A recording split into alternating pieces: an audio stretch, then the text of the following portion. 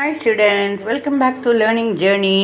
இன்றைக்கி இந்த பல்பு கத்திரிக்காயில் தான் இதை வெட்டி தக்காளி, வெங்காயம், பச்சை மிளகா, அப்புறம் மஞ்சப்பொடி, உப்பு, சாம்பார் பொடி, கொத்தமல்லி, கருவேப்பிலையெல்லாம் போட்டு வணக்கி, இதையும் கட் பண்ணியிருந்த வணக்கி வந்ததை கொஞ்சோண்டு சிறுபருப்பை போட்டு அதோட போட்டு வேக வச்சு வந்ததை கொஞ்சம் கடைஞ்சி தோசைக்கு தொட்டுக்க போகிறேன். முடிஞ்சால் ஸ்டெப் பை ஸ்டெப் காமிக்கிறேன். ஹாய் ஸ்டூடெண்ட்ஸ், மஞ்சப்பொடி, உப்பு, சாம்பார், பெருங்காயம் இதோடு சேர்த்து எப்படி நம்ம கடுகு தாளித்து அதோட இதெல்லாம் போடுவோம் இல்லையா, கடுகு தாளித்து தக்காளி,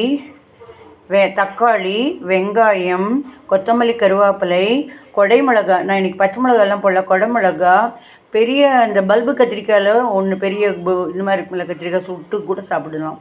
இந்த மாதிரி இதை எடுத்து வணக்கிட்டு தக்காளி, வெங்காயம், எண்ணெய் ஊற்றி கடுகு, இது பெருங்காயம், வேணும்னா சீரகம் போட்டுக்கலாம், கொத்தமல்லி, கருவேப்பிலை வணக்கி இது இருக்கிறதெல்லாம் போட்டு வணக்கி குழம்பு பொடியை போட்டு உப்பு மஞ்சப்பொடி போட்டு வணக்கிட்டு இதை நம்ம சிறுபருப்பு ஒரு 5 நிமிஷம் தண்ணியில் போட்டுட்டு இதில் போட்டால் நல்லா பைண்டிங் சேர்ந்து கிடைக்கும். இல்லை மிஸ் இதே போதும், இல்லை மேடம் இதே போதும் அப்படின்னா இதையே வெந்து கிடைச்சா அது ஒரு காய் பஜ்ஜின்னு சொல்லலாம். அவ்வளோ நல்லாயிருக்கும், டேஸ்ட்டாக இருக்கும். பஜ்ஜின்னு சொல்லுவாங்க இதை. கடையிறதுக்கு கடைசல், இது கத்திரிக்காய் கடைசல்னு சொல்லலாம். ட்ரை பண்ணுங்கள். ஹாய் ஸ்டூடெண்ட்ஸ், தோசையோட கத்திரிக்காய், பல்பு கத்திரிக்காய் ஊதா கலரில் பெருசாக இருக்கும். பல்பு கத்திரிக்காய் கடைசல். இன்னித்து dinner. Today my dinner is பல்பு கத்திரிக்காய் கடைசல் வித் தோசை. ஸ்டூடெண்ட்ஸ், தோசை ஆகிட்டுருக்கு. அதுக்கு தக்காளி கத்திரிக்காய் பஜ்ஜி. இன்னொரு தோசை பார்க்குறேன். இங்கே பாருங்கள், ஆட்டோமேட்டிக்காக ஹார்ட் ஷேப் வருது. நம்மளாக போட்டால் கூட நல்லா வராது. எவ்வளோ அழகாக வந்திருக்கு பாருங்கள். பாருங்கள், ஆவி பறக்குது. அப்படியே அந்த ஆவியே பாருங்கள், நீங்கள் பார்த்துட்டு இருக்கிறதுலேயே அப்படியே புகை மூட்டமாக இருக்குது. கொதிக்க அந்த கத்திரிக்காய் பஜ்ஜி ரெடி. இப்போ இந்த 2 பவுலில் நான் ஊற்றிட்டு இதில் ட்ரான்ஸ்ஃபர் பண்ணிடுவேன். சர்விங் பவுல் இதுக்கு பண்ணிவிட்டு அப்புறம் தோசை ஊற்றி சாப்பிட போகிறேன். Hi students, welcome back to learning journey. இந்த பிஸ்கெட்டை பார்த்த உடனே கம்மியாக இனிப்பு சாப்பிடணும் அப்படிங்கிறவங்களுக்கு இது ஒரு நல்ல ஒரு விஷயந்தான். அதே சமயத்தில் இதை பார்த்த உடனே இந்த கம்மியாக இனிப்பு சாப்பிடணும் அப்படின்னா இப்போ ஜாஸ்தி இனிப்பு அப்படிங்கிற கொஸ்டின் வரப்போ எனக்கு ஒரு ஞாபகம் வந்துச்சு. அதாவது ராமகிருஷ்ண பரமஹம்சர்கிட்ட ஒரு பையனும் அந்த பையனோட அப்பாவும் போயிருக்காங்க.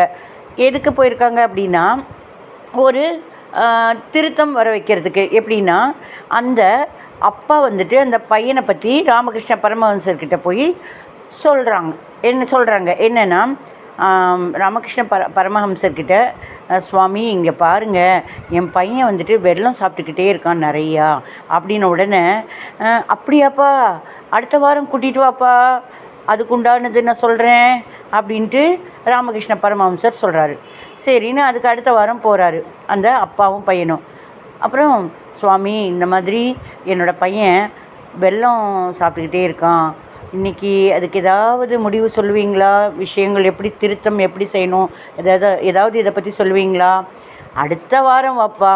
என்ன சுவாமி நீங்கள் அடுத்த வாரம் அப்படிங்கிறீங்க? சரி, அடுத்த வாரம் வரேன் அப்படின்னு 2வது வாரம் முடிஞ்ச உடனே அந்த தந்தையும் மகனும் வராங்க. அந்த தந்தை பரமஹம்சர்கிட்ட சொல்கிறாரு, அதான் நான் சொன்னேன் இல்லை சுவாமி, வெல்லம் என் பையன் சாப்பிட்றா, அது எப்படி சரிப்படுத்தணும் அப்படின்னு ஒன்று. அதுவும் எனக்கு ஒரு டவுட்டு, எதுக்கு நீங்கள் 2 வாரம் தள்ளி வர வச்சிங்க அப்படின்னு ஒன்று.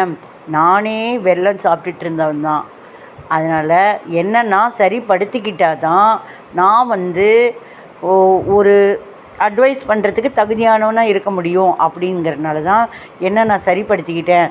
எப்படி கொஞ்சம் கொஞ்சமாக குறைச்சேனோ அந்த மாதிரி கொஞ்சம் கொஞ்சமாக குறைச்சி சரிப்படுத்திக்கலாம் அப்படின்னு உபாயத்தை சொல்கிறாங்க. எந்த ஒரு விஷயமுமே ஒருத்தவங்க சொல்கிறாங்க அப்படின்னா இதெல்லாம் தெரிஞ்சது தானே, அதெல்லாம் தெரிஞ்சது தானே அப்படின்னு தோணும். ஆனால் ஒருவேளை இதை பற்றி சொல்கிறவங்களுக்கு கூட அது சொல்கிறதுனால அவங்களுக்கும் அந்த மைண்டில் அது பதியும். அதன் மூலமாக அவங்களும் அந்த நற்செயல்களும் செய்வாங்க இல்லையா? இதுக்கு ஒரு வாய்ப்பு இல்லையா? Okay, thank you. பிடிச்சிருக்கா? Subscribe play. Hi students, welcome back to learning journey. இந்த பிஸ்கெட்டை பார்த்த உடனே கம்மியாக இனிப்பு சாப்பிடணும் அப்படிங்கிறவங்களுக்கு இது ஒரு நல்ல ஒரு விஷயந்தான். அதே சமயத்தில் இதை பார்த்த உடனே இந்த கம்மியாக இனிப்பு சாப்பிடணும் அப்படின்னோன்னா இப்போ ஜாஸ்தி இனிப்பு அப்படிங்கிற கொஸ்டின் வரப்போ எனக்கு ஒரு ஞாபகம் வந்துச்சு. அதாவது ராமகிருஷ்ண பரமஹம்சர்கிட்ட ஒரு பையனும் அந்த பையனோட அப்பாவும் போயிருக்காங்க. எதுக்கு போயிருக்காங்க அப்படின்னா, ஒரு திருத்தம் வர வைக்கிறதுக்கு. எப்படின்னா, அந்த அப்பா வந்துட்டு அந்த பையனை பற்றி ராமகிருஷ்ண பரமஹம்சர்கிட்ட போய் சொல்கிறாங்க என்னென்னா, ராமகிருஷ்ண பரமஹம்சர்கிட்ட, சுவாமி இங்கே பாருங்கள், என் பையன் வந்துட்டு வெல்லம் சாப்பிட்டுக்கிட்டே இருக்கான் நிறையா அப்படின்ன உடனே, அப்படியாப்பா, அடுத்த வாரம் கூட்டிகிட்டு வாப்பா, அதுக்குண்டானது நான் சொல்கிறேன் அப்படின்ட்டு ராமகிருஷ்ண பரமஹம்சர் சொல்கிறாரு. சரின்னு அதுக்கு அடுத்த வாரம் போகிறாரு அந்த அப்பாவும் பையனும். அப்புறம், சுவாமி இந்த மாதிரி என்னோடய பையன் வெல்லம் சாப்பிட்டுக்கிட்டே இருக்கான், இன்றைக்கி அதுக்கு ஏதாவது முடிவு சொல்லுவீங்களா? விஷயங்கள் எப்படி திருத்தம் எப்படி செய்யணும், ஏதாவது இதை பற்றி சொல்லுவீங்களா? அடுத்த வாரம் வாப்பா. என்ன சுவாமி நீங்கள் அடுத்த வாரம் அப்படிங்கிறீங்க?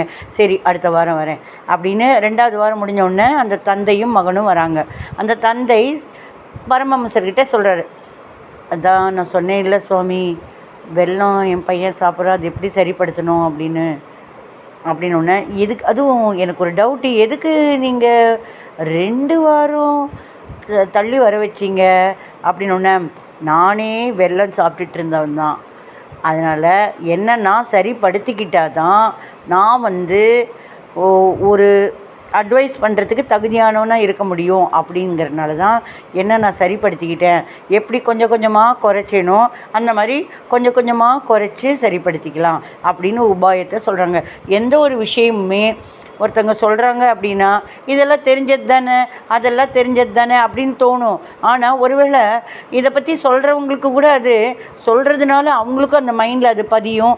அதன் மூலமாக அவங்களும் அந்த நற்செயல்களும் செய்வாங்க இல்லையா? இதுக்கு ஒரு வாய்ப்பு இல்லையா? Okay, thank you. பிடிச்சிருக்கா? Subscribe play.